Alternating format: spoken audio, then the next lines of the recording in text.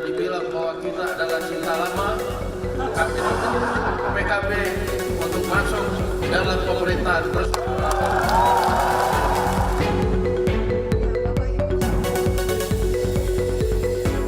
Dua pekan usai rayuan Ketua Harian DPP Partai Gerindra Sufmi Dasko Ahmad, ia mengajak PKB untuk bergabung di koalisi pemerintahan Prabowo Gibran.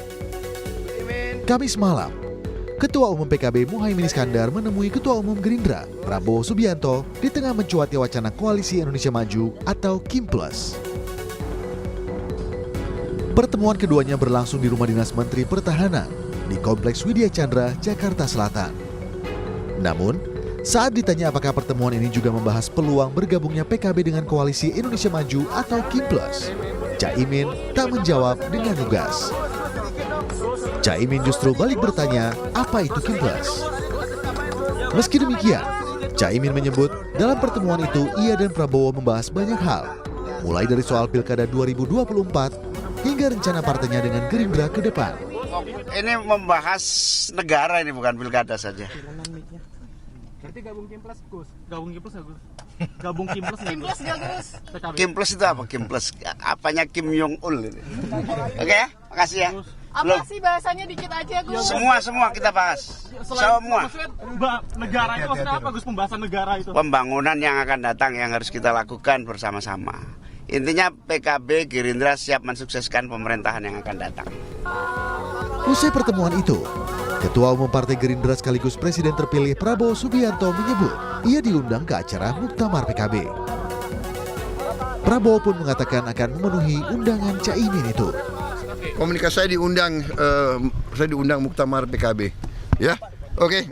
Terima kasih. Datang apa aja, Pak? Ya, insya Allah hadir. Ya. Ketua Harian DPP Partai Gerindra Sufmi Dasko Ahmad mengakui pertemuan itu turut membahas Pilkada 2024. Tak hanya itu, Dasko juga menyampaikan Caimin mengundang Prabowo untuk hadiri Muspimnas dan Muktamar PKB. Mengenai kepastian PKB gabung KIM Plus, Dasko menyebut akan segera diumumkan. Ya, betul, salah satunya ngomongin beberapa pilkada, kemudian mengundang Pak Prabowo untuk hadir dalam acara Muspimnas sekaligus Kongres Muktamar. Nah, itu. Kalian spesifik soal DKI nggak, Bang? Tadi banyak macam-macam bicara juga soal DKI. Bang, berarti PKB udah fix masuk Kim Plus, Bang? Ya nanti ada waktunya kita akan umumkan. Pengamat politik Ujang Komarudin menilai pertemuan antara Caimin dan Prabowo sinyal PKB bakal bergabung di KIM Plus. Menurut Ujang, jika PKB resmi bergabung dengan KIM Plus, maka nasib mantan Gubernur Jakarta, Anies Baswedan, akan pupus untuk maju kembali di Pilgub Jakarta. Ya, saya sih melihatnya bahwa ya PKB bisa saja ingin gabung ke pemerintahan. Di saat yang sama juga soal Pilkada Daerah Khusus Jakarta yang kelihatannya PKB bisa saja bergabung dengan KIM atau KIM Plus. KIM Plus kita tahu bahwa ya di luar KIM ada plus, bisa jadi yang plusnya itu ada PKB yang bergabung, ada Nasdem yang join, lalu juga ada PKS yang ancang-ancang untuk masuk pemerintahan. Nah, kalau ketiga partai tersebut gabung dengan KIM, maka ya sempurna sudah KIM Plus itu. Kalau sudah seperti itu ya kemungkinan Anies ditinggal menjadi sebuah kenyataan. Lantas, apakah PKB akan beralih haluan dari Anies Baswedan ke Ridwan Kamil di Pilgub Jakarta dan bergabung dengan Koalisi Indonesia Maju atau KIM Plus? Tim Liputan, Kompas TV. Di tengah wacana atau kencangnya wacana pembentukan Koalisi Indonesia Maju atau KIM Plus, Ketua Umum PKB Muhaimin Iskandar atau Caimin ini menemui Ketua Umum Partai Gerindra sekaligus Presiden terpilih Prabowo Subianto. Apakah ini kemudian menegaskan PKB akan bergabung di Koalisi Indonesia Maju kemudian membentuk KIM Plus? Kita bahas bersama Direktur Eksekutif The Political Literacy, ada Gun-Gun Herianto. Kang Gun-Gun, selamat sore. Terima kasih sudah bergabung bersama kami di Rumah Pilkada, Kang Gun-Gun. Jadi ini pertemuan antara Caimin dan Prabowo ini jadi sinyal kuat ya PKB bakal gabung di KIM Plus?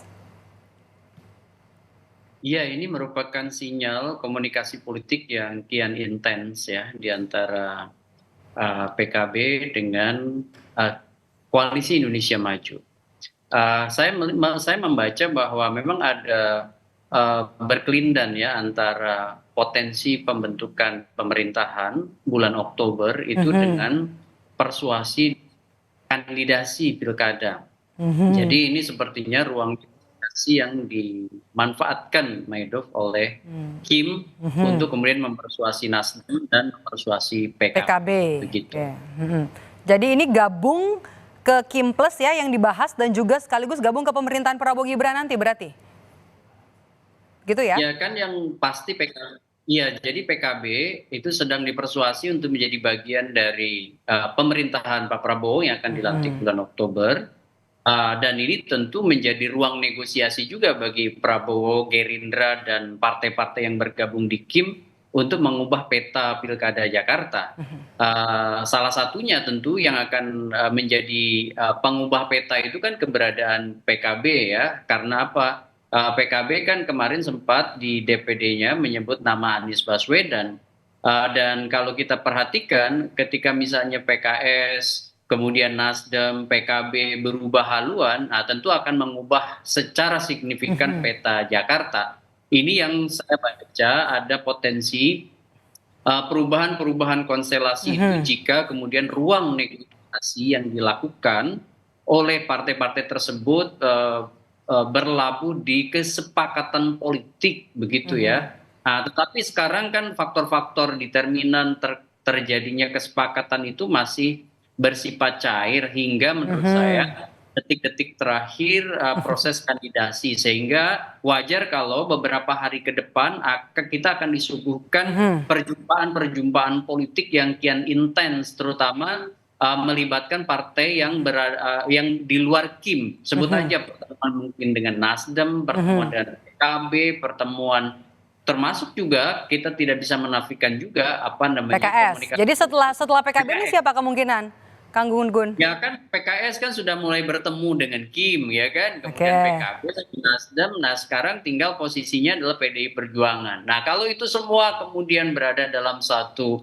ruang negosiasi dan berlabuh dalam konteks kesepakatan, tentu ini akan jadi sinyal buruk bagi posisi Anies Baswedan sebagai salah satu kandidat yang potensial.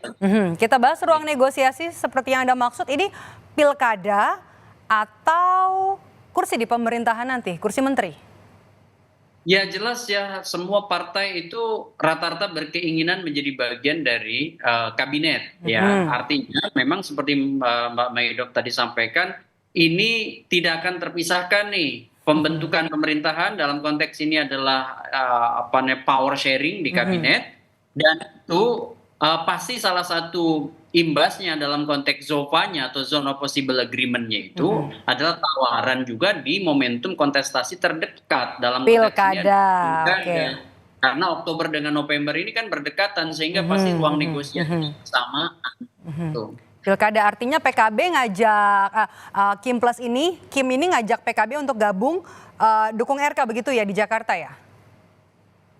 Ya, saya menduga akan ada juga persuasi ke situ. Nah, tinggal sekarang apakah PKB di Jakarta ya akan tetap dengan skema awal, atau karena misalnya tadi ya bahwa negosiasi itu harus menerima dan memberi, maka pasti itu menjadi salah satu cara ya Kim untuk kemudian memasukkan list negosiasi pilkada ini gitu. Jadi wajar kalau kemudian posisi PKB akan mempertimbangkan banyak hal, termasuk bukan hanya aspek pilkada di beberapa daerah, tapi juga akomodasi politik di kabinet Prabowo pasca Prabowo dilantik nanti. Oke, tapi yang paling dekat ini adalah momen pilkada begitu ya. Tadi kan Anda sempat menyinggung soal perubahan peta politik kalau nanti memang PKB resmi gabung ke Kim, jadi Kim Plus begitu. Akan ada dampaknya tentunya selain peta politik, termasuk juga hangusnya tiket bagi Anies Baswedan untuk melaju di Pilkada Jakarta begitu? Ya, itu menjadi sangat potensial untuk kemudian tidak ada partai yang pengusung tidak bisa melampaui threshold ya 20% kursi DPRD atau suara sah di daerah yang bersangkutan, dalam konteks ini Jakarta. Ya tentu kan tidak bisa hanya satu partai, sebut aja PKS aja misalnya dengan 18 kursi, kalau tetap misalnya mendukung Anies Baswedan kan butuh mitra. Apakah nanti misalnya didukung, apalagi kalau PKS kemudian berubah haluan menjadi Kimplas gitu ya, sama halnya misalnya PKB. Makanya kemudian sekarang menurut saya posisi Anies Baswedan di saat manuver Kim kian intens itu adalah timnya juga harus kemudian meyakinkan beberapa partai yang awalnya memang sudah positioning ke Pak Anies, sebut aja misalnya PKB, PKS itu untuk berada tetap dalam satu kongsi. Kalau tidak, maka sangat potensial Jakarta ini blocking kekuatan besar ke Ridwan Kamil dengan support dari Koalisi Indonesia Maju. Support dari plus. banyak partai ya. Partai Persis. Kim aja sudah banyak nih kan, bahkan juga belum bisa menggodok nama nih, belum bisa memutuskan nama siapa nanti yang akan menjadi calon RK gitu. Ini semakin banyak, artinya perebutan untuk menjadi pendampingnya RK ini jadi justru lebih berat begitu ya? Ya, itu juga menjadi dilematis. Semakin banyak kekuatan yang bergabung juga tidak mudah untuk menentukan wakil, meskipun mungkin di atas kertas bisa aja kalau kemudian dia menjadi satu-satunya kandidat. Kalau cuma lawan kandidat independen misalnya bisa aja yang dimunculkan, nah itu tentu dari sisi kualitas kontestasi itu menjadi tidak menarik begitu ya. Yang menarik adalah sebenarnya sekarang bagaimana menghadirkan competitiveness di Jakarta. Saya termasuk yang mendukung Pilkada Jakarta itu bisa jadi role model ya kompetisi di tingkat daerah yang betul-betul memenuhi aspek kualifikasi competitiveness. Kalau misalnya hanya satu calon, lawannya adalah kota kosong atau lawan independen yang dipaksakan ada, itu tentu tidak menarik dari sisi rivalitas ya. Dan Jakarta menurut saya sebagai salah satu barometer politik nasional itu harus menghadirkan alternatif ya dalam konteks calon pemimpin. Toh menurut saya itu juga jadi tugas dan tanggung jawab partai politik untuk menghadirkan suasana demokrasi elektoral yang kompetitif. Jangan kemudian satu arus apalagi kemudian negosiasinya semata-mata karena power sharing dalam konteks pemerintahan pusat di pasca Oktober begitu. Kang Gun-Gun, kalau kita lihat kan dari beberapa nama yang muncul ya, ada nama Kaisang Pangarep dari PSI, kemudian juga dari PAN ada nama Zita Anjani. Kalau kita lihat Kaisang justru spanduknya sudah banyak nih ya di Menteng Jakarta Pusat. Kalau Anda lihat mungkin nggak nama-nama ini atau siapa nama-nama yang kemudian bisa diterima oleh partai-partai yang kemudian akan bergabung dengan Kimplas seperti PKS dan juga PKB? Secara kalkulatif kalau Ridwan Kamil didukung oleh besarnya koalisi di Kim, apalagi terbentuk Kimplas, maka Kaisang menurut saya di prioritas nomor 1. Kenapa? Karena ini akan jadi katalisator ya kekuatan partai untuk kemudian menerima. Kenapa? Karena kita bisa lihat reference power di balik itu gitu ya. Ini kan kita tidak bisa menutup mata. Ini kan berkelindan dengan Pilpres kemarin, berkelindan juga dengan sosok yang sekarang sebut aja menjadi kekuatan rujukan Kim itu sendiri.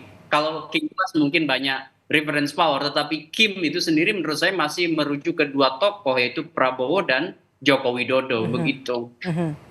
Sehingga kalau kemudian bicara figur yang acceptable mungkin bisa jadi perekat Kim ya. Kita belum bicara Kim Plus karena masih wacana ya. Bicara Kim, maka Kaisang itu menurut saya akan bisa menjadi perekat di antara beberapa partai yang bergabung di Kim ya. Meskipun belum tentu dengan Kim Plus karena kan PKS juga masih menginginkan Sohibul Iman misalnya, atau PKB masih menawarkan Bu Ida dan lain-lain begitu. Jadi ini tentu tidak mudah menentukan wakil. Cuman masalahnya partai-partai dihadapkan pada pilihan yang terbatas berbenturan dengan pembentukan pemerintahan, dan partai punya kepentingan untuk punya jatah di kabinet. Itu yang kemudian saya kira ya hitung-hitungan di atas kertas ada benefit of office atau keuntungan dalam kekuasaan yang ditawarkan sebagai bagian dari politik akomodasi, sehingga kemudian banyak partai yang awalnya dikongsi berbeda itu potensial untuk menjadi bagian dari Kim juga gitu. Oke.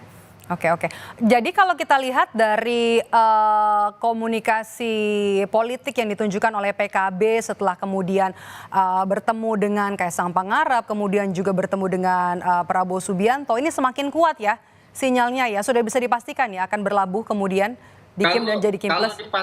Kalau dipastikan sih belum ya, tetapi bahwa probabilitasnya itu lebih besar iya.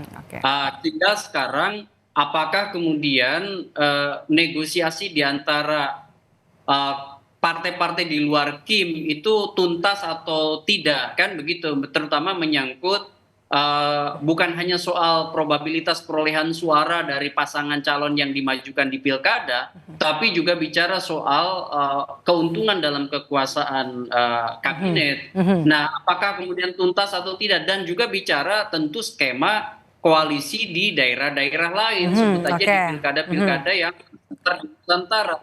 Kan ini kan bicara Jawa Tengah, bicara Sumatera Utara mungkin udah selesai, Jawa Tengah kan belum selesai, kemudian juga beberapa spotlight politik. Tapi Jakarta kan Jakarta paling menarik begitu ya. Jadi nasib Anies gimana nih nanti Kang Gun-Gun? Nah, nasib Anies itu menurut saya akan tergantung pada jangkar kekuatan PDI Perjuangan, bandulnya kemana, kemudian PKS apakah konsisten atau tidak. Kalau misalnya dia ditinggalkan oleh PKB atau Nasdem, tapi PKS masih mendukung dan kemudian dapat tambahan suara PDIP, toh dia tetap bisa melaju kan menjadi salah satu kompetitor. Nah, masalahnya adalah menyatukan PKS dan PDIP itu kan juga persoalan yang sangat rumit begitu, mengingat historis. Ya, meskipun di beberapa daerah pilkada mereka berkoalisi, cuman kan tetap aja genealogi politiknya sebenarnya berbeda begitu. Oke, baik, kita tunggu sinyal dari PKB yang semakin kuat untuk merapat ke Kim dan terbentuk Kim Plus. Terima kasih sudah bergabung bersama kami dan juga meluangkan waktu bersama kami, Kang Gun-Gun. Terima kasih, sehat selalu.